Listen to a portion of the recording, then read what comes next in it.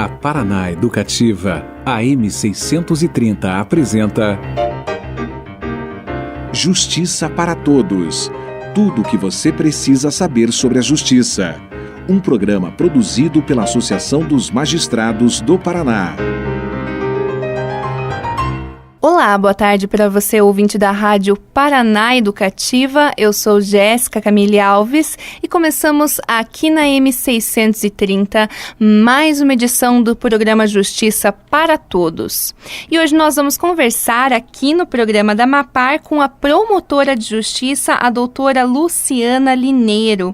Ela traz para você, ouvinte, mais informações sobre o trabalho que é desenvolvido no Ministério Público na área da educação. E caso você, ouvinte, tenha alguma dúvida a respeito desse assunto, participe aqui com a gente por meio do nosso Facebook. No inbox, procura lá Justiça para Todos, programa de rádio da Amapar. Quero cumprimentar aqui a doutora Luciana. Boa tarde, doutora, e muito obrigada por aceitar novamente o nosso convite. Boa tarde, Jéssica. Boa tarde, ouvintes da Paraná Educativa.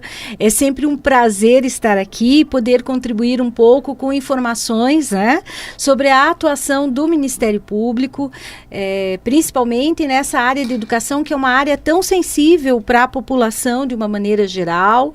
É uma área que assegura direitos, E nós temos sempre no Ministério Público uma atuação bastante focada em relação a essa questão de trabalhar incessantemente na situação de assegurar a todos o direito à educação. Desde o nascimento até a educação superior e para o resto da vida, no caso da pessoa com deficiência, onde a lei brasileira de inclusão assegura isso.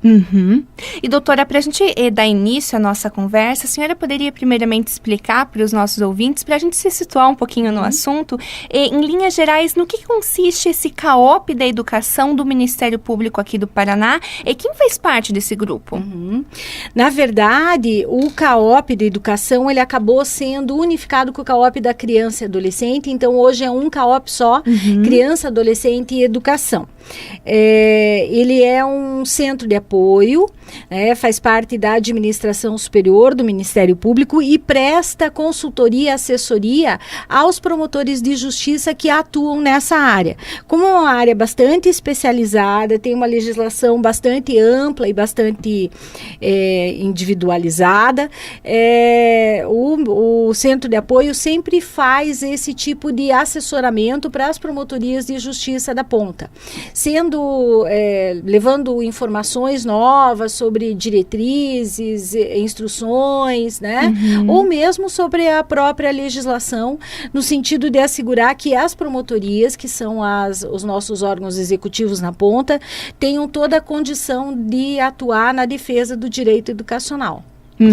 A nossa equipe não é uma equipe muito grande, Nós temos como coordenadora a doutora Michele Zardo, que é procuradora de justiça.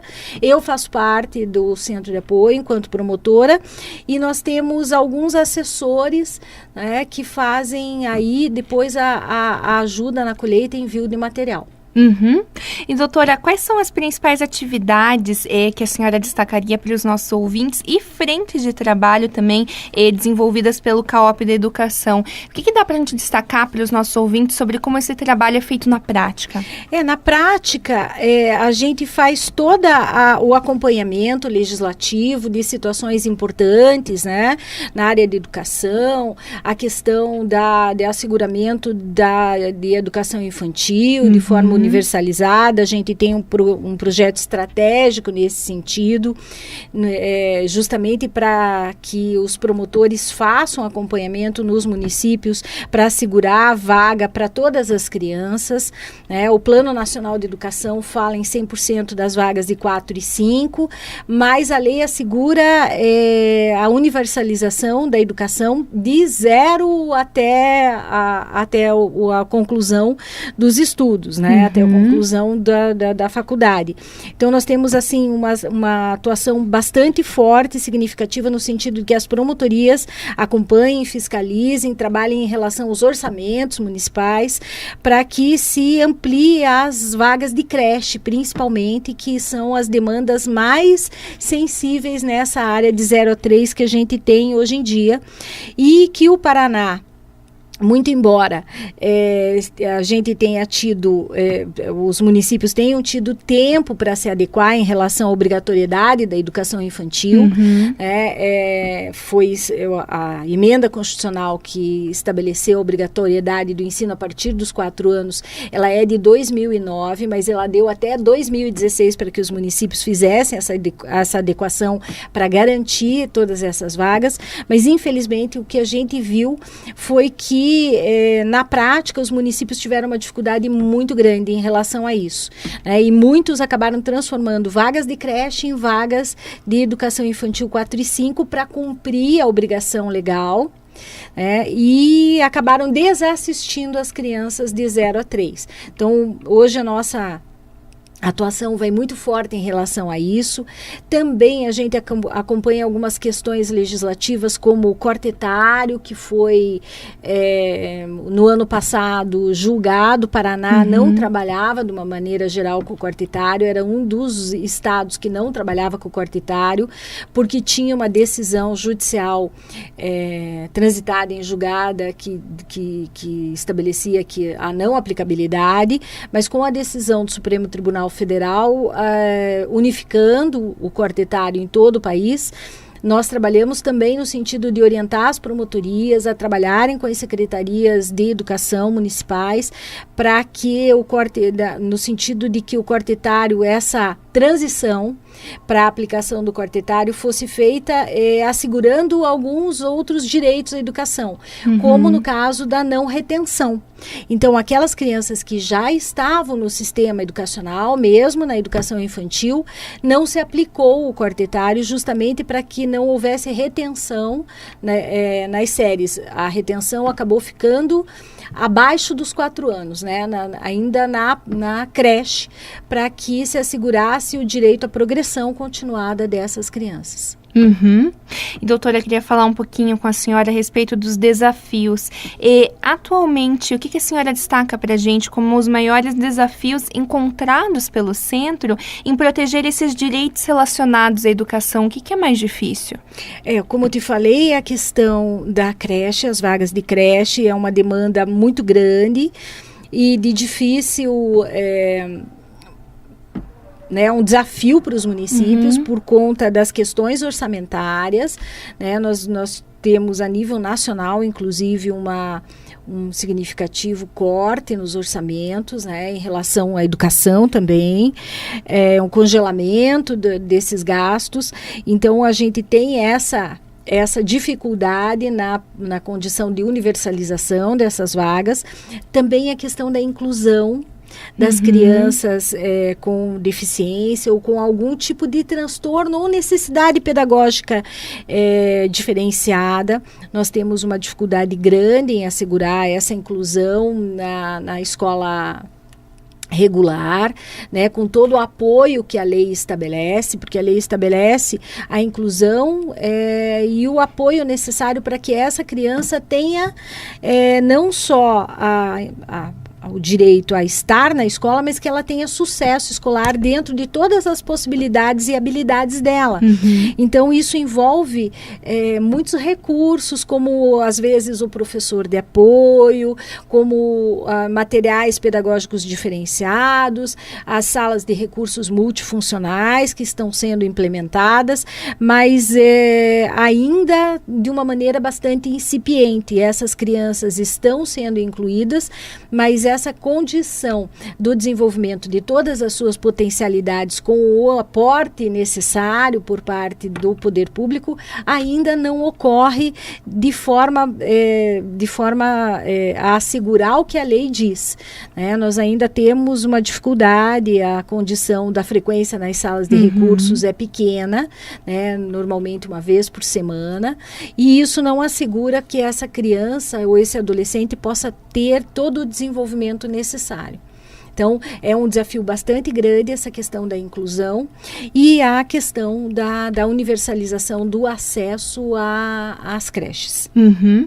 E, doutora, como que acontece na prática a fiscalização da aplicação de verbas públicas na educação? Acho que isso é uma questão bem frequente, uma dúvida bem frequente entre as pessoas. Exatamente. A gente tem, na verdade, o Fundeb, que é o Fundo Nacional de Desenvolvimento da Educação Básica, e ele faz o repasse das verbas de educação, né?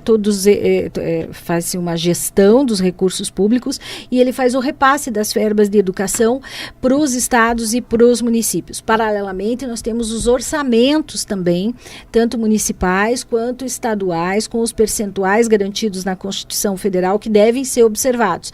Então, as promotorias precisam estar atentas para ver se efetivamente todo esse repasse financeiro está sendo aplicado de forma adequada, né? Se isso está chegando efetivamente no aluno, a LDB estabelece diretrizes, né, dos valores aplicados, o quanto tem que ser aplicado em relação ao aporte de pessoal, professores, né, e quanto que deve ser usado em gastos de manutenção e desenvolvimento das escolas. Tudo isso as promotorias são responsáveis por acompanhar.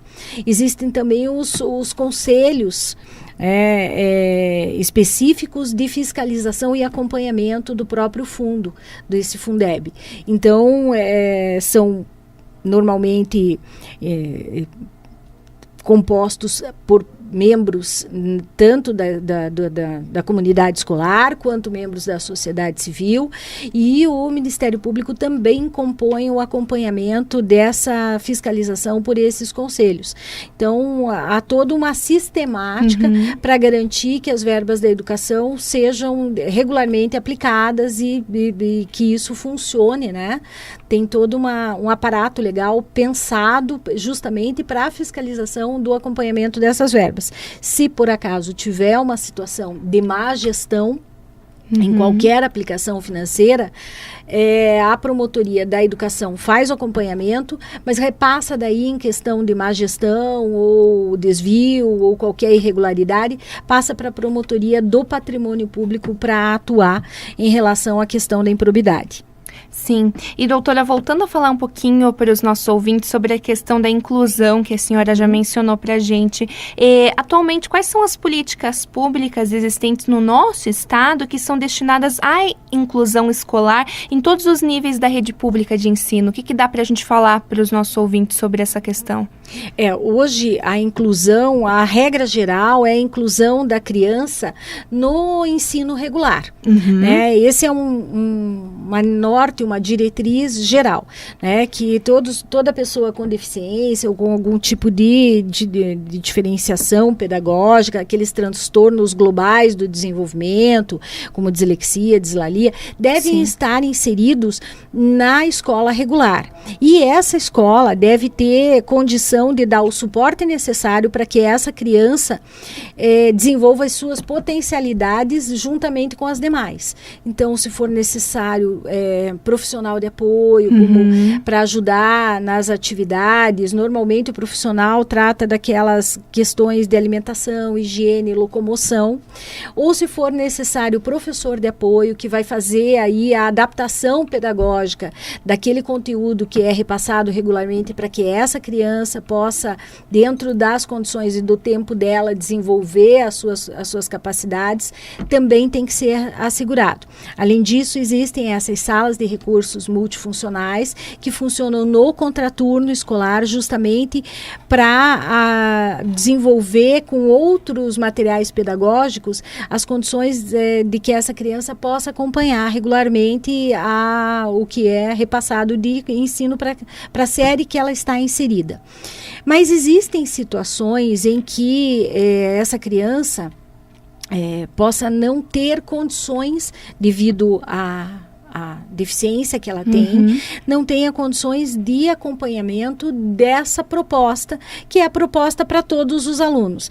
E aí, no Paraná, nós temos as APAES, que fazem parte também do sistema de ensino regular. As APAES foram inseridas como escolas especiais dentro do sistema de ensino, com uma proposta pedagógica diferenciada para desenvolvimento até a segunda série do ensino fundamental, dentro de 10 anos. Então, aquelas crianças que têm uma limitação maior por conta da sua deficiência, elas podem ser inseridas nessa modalidade que seria a escola especial, que é desenvolvida pela PAI. A PAI, além da escola, trabalha no contraturno os tratamentos terapêuticos, né, para essas crianças, terapêuticos e ocupacionais. Então, é uma modalidade que acabou sendo colocada dentro do sistema de ensino, justamente para aquelas situações em que a criança não tem condição nenhuma de acompanhar a proposta da escola regular. Também ela tem também, além disso, para os maiores, ela tem os módulos do EJA a partir da quinta série. Então, a Lei Brasileira de Inclusão fala que ao portador de deficiência deve ser assegurada educação ao longo de toda a sua vida. Então, nós podemos ter ali, dentro de uma escola especial, um adulto, né, ou até uma pessoa idosa que ainda frequenta a escola, porque a legislação assim estabelece. Então, nós temos aqui nós temos uma série de possibilidades para fazer esse atendimento para a pessoa com deficiência. Mas a ideia é que geral, né, a ideia que norteia toda essa legislação é que que se explore ao máximo as potencialidades da pessoa com deficiência e que se faça essa integração, né, com a escola e com a convivência comunitária que a escola estabelece com as crianças que não têm deficiência, justamente no viés de que tanto as pessoas que não possuem deficiência aprendam a conviver com aquelas que têm, porque a sociedade é um misto disso, né? E também possibilitando que a pessoa com deficiência tenha todas as suas potencialidades desenvolvidas justamente nessa troca, nessa convivência social. E, doutora, explica para os nossos ouvintes também quais são os mecanismos responsáveis pela democratização da educação. Quais são esses mecanismos? Tanto a Constituição quanto a LDB falam na escola democrática, né? Em você ter a democratização da participação popular na educação. Muitas vezes as pessoas pensam que é só a eleição do diretor da escola. Na verdade, não. A gente entende isso de uma maneira muito mais ampla, com a participação da comunidade escolar, nos conselhos, né, nos conselhos de educação da escola mesmo, nas associações de pais e mestres que fazem a gestão ali dos recursos escolares. As escolas têm uma determinada autonomia no repasse de valores para sua manutenção básica, e essa gestão é feita justamente através do conselho da escola, do conselho escolar. Então, a participação dos pais, tanto nesses conselhos, quanto na associação de pais e mestres, que também é uma outra associação sem fins lucrativos que visa a promoção da escola, são fundamentais para que se tenha essa questão da democratização. Além disso, nós entendemos que é fundamental também a participação da família e das famílias das crianças que estão inseridas na escola e dos próprios jovens já no desenvolvimento do currículo e da proposta pedagógica escolar. Então, quando a gente orienta os pais que vão procurar uma escola para matricular os seus filhos, que eles olhem essa proposta pedagógica dessa escola. Ela deve estar alinhada com os conceitos e as diretrizes da própria família, né? Uma família que tem um viés um pouco mais conservador, né, deve procurar uma escola com uma proposta pedagógica adequada, justamente para que tenha essa continuidade dos valores que são repassados na família pela própria escola. Aquela família que é mais progressista, que é mais liberal, deve procurar uma escola que tenha esse viés, que tenha essa perspectiva já estabelecida na sua proposta pedagógica. Mas é também extremamente importante a participação dessas famílias, da comunidade escolar no desenvolvimento, né? Nós temos agora a nova Base Nacional Comum Curricular, que foi votada e estabelecida, já em relação ao ensino, à pré-escola e ao ensino fundamental. E no Paraná, o Conselho Estadual de Educação optou não em estabelecer um currículo único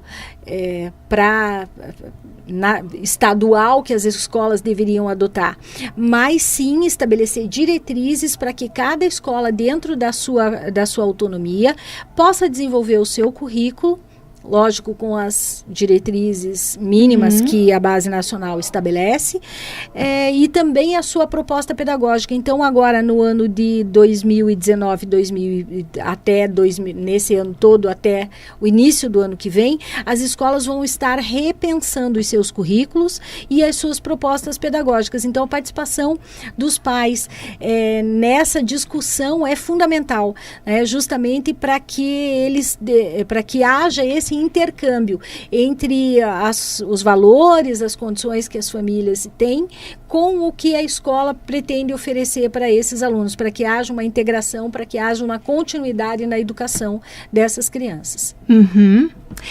Doutora Luciana, a senhora já pontuou algumas questões para os nossos ouvintes, mas acho que esse é um tema bem importante dentro desse assunto, que é a educação, que seria os casos mais frequentes de violação do direito à educação no Brasil. O que a gente destacaria para os nossos ouvintes com relação a isso?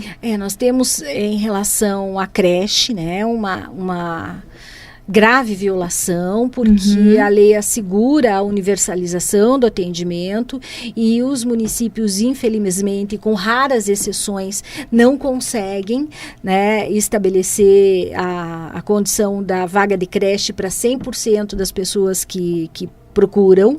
Nós temos poucas exceções, infelizmente. A regra é que a maioria dos municípios não dão conta dessa situação. A educação também ela é dividida em responsabilidades entre municípios, Estado e União. Então, a pré-escola e o ensino fundamental até a 5ª série, que é a primeira fase do ensino fundamental, são de atribuição do município. É o município que deve prioritariamente disponibilizar. A segunda fase do Fundamental Ensino Médio, que seria sexto ano até o 9º, e o ensino médio, são de atribuição do Estado. E a educação superior é de atribuição da União. Então, os municípios têm uma dificuldade muito grande em relação a assegurar essas vagas da creche, principalmente 0 a 3. E também nós temos muita violação em relação à questão da inclusão das crianças com deficiência, ou seja, ou não assegurando ou todo o suporte necessário para que essas crianças possam se desenvolver, principalmente nos casos em que há uma avaliação pela equipe técnica que atende essa criança, a equipe médica, e mesmo uma avaliação psicopedagógica em que se estabeleça a necessidade de um professor de apoio. Esses casos a gente vê a maioria dos municípios tem uma dificuldade muito grande. Alguns trabalham com profissionais de outras áreas, alguns trabalham até com estagiários para prestar esse tipo de suporte e assistência que a gente entende inadequado. A LDB estabelece que a função do professor é uma função exclusiva e não pode ser delegada e não pode ser exercida por outros profissionais. Então, a gente tem nessa condição da questão do professor de apoio, nos casos em que há essa necessidade, uma dificuldade muito grande ainda em se assegurar esse direito para as pessoas com deficiência. São hoje as nossas maiores demandas em relação à educação que o Centro de Apoio mapeia no estado inteiro. A questão da qualidade da educação, doutora, também é uma discussão diferente. Hoje a gente ainda vive num país que é necessário as cotas, para quem estudou no ensino público para conseguir ingressar no ensino superior. Essa qualidade inferior da educação também é algum tipo de violação? Ah, com certeza. A Constituição, a LDB, o próprio Estatuto da Criança e do Adolescente, ele trabalha com a condição de inclusão, permanência e sucesso na educação. E isso está muito ligado à questão da qualidade da educação. Então, todos esses mecanismos que são desenvolvidos para medir, né, a questão da qualidade da educação também são de uma preocupação muito grande. Eles estão nas metas do Plano Nacional de Educação, do Plano Estadual, dos municipais. E isso precisa ser visto como um desafio também que a gente precisa superar. A questão da Base Nacional Comum Curricular também já é uma proposta para padronização mínima, né, de alguns requisitos. Ela vem estabelecendo matéria por matéria, alguns conteúdos mínimos que todas as escolas precisam trabalhar, justamente nesse viés da gente aprimorar a qualidade do ensino de forma universal, né, que é uma meta que está na própria Constituição e nas nossas leis. E, doutora, conta um pouquinho para os nossos ouvintes também como tem sido a sua experiência profissional atuando nessa área. Olha, é uma área que traz para a gente desafios diários, né, justamente porque a gente vê a educação como um direito extremamente importante para as nossas crianças, para os nossos adolescentes, um direito que assegura autonomia, que assegura a condição de desenvolvimento enquanto cidadão. Então, a escola é muito mais do que só o repasse do conteúdo pedagógico, só o repasse daquele conteúdo mínimo. Ela, na verdade, tem essa função de educar para o mundo do trabalho, educar para a vida, para o exercício da cidadania. Ela é um espaço de convivência extremamente importante. Ano passado nós também ficamos felizes porque o Supremo Tribunal Federal julgou a questão do homeschooling e afastou essa possibilidade, que era um posicionamento já da gente de muito tempo da área, justamente porque a gente entende a escola como esse local de desenvolvimento da criança e do adolescente, fundamental. Ela é um espaço de proteção, inclusive. Nós sabemos que os primeiros sinais de violência que a gente verifica é a retirada da criança da escola.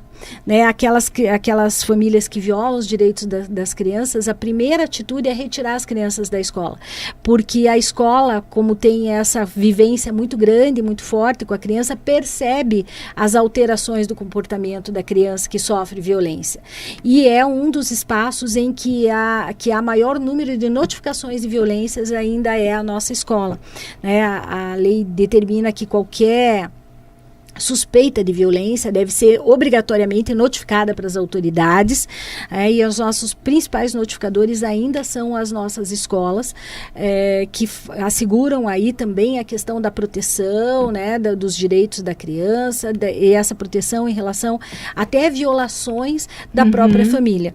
Então, essa condição de trabalhar, né, junto é uma condição bastante importante, né? Nós temos também um projeto de trabalho com mediação de conflitos escolares,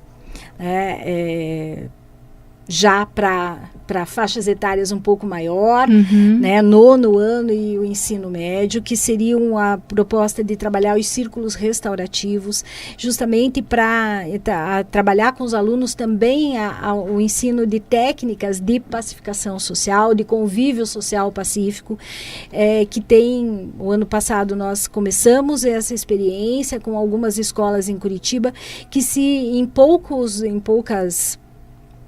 círculos realizados já deram um resultado bastante significativo, né? Inclusive com o retorno das famílias para as próprias escolas, trazendo ali que aquela atividade, aquilo foi extremamente importante, né? Fez com que os alunos refletissem as suas atitudes, principalmente em relação às violências entre eles, né? A prática do bullying, que é uma violência bastante comum nas escolas, tem sido trabalhado através desses círculos restaurativos, onde cada um se coloca de forma igual e percebe o que causa no outro. Então, a gente tem alguns desafios e alguns resultados bastante bacanas, que trazem para a gente uma satisfação muito grande. É sempre um desafio trabalhar com essa área, mas é uma área apaixonante. Traz para a gente sempre resultados bastante significativos, e é uma área que gente realmente apaixona o exercício de trabalho nela. Doutora Luciana, infelizmente nosso tempo acabou, que pena. Mas é muito pouquinho para a gente discutir um assunto tão complexo, né, como esse. Mas eu quero novamente agradecer a participação da senhora aqui no programa da Mapar e até uma próxima vez. Muito obrigada, eu que agradeço. E a gente fica por aqui com o programa Justiça para Todos e voltamos amanhã às 3 horas da tarde e, é claro, ouvinte, eu espero a sua companhia. Um ótimo dia e até lá. A Paraná Educativa M630 apresentou Justiça para Todos. Tudo o que você precisa saber sobre a justiça. Um programa produzido pela Associação dos Magistrados do Paraná.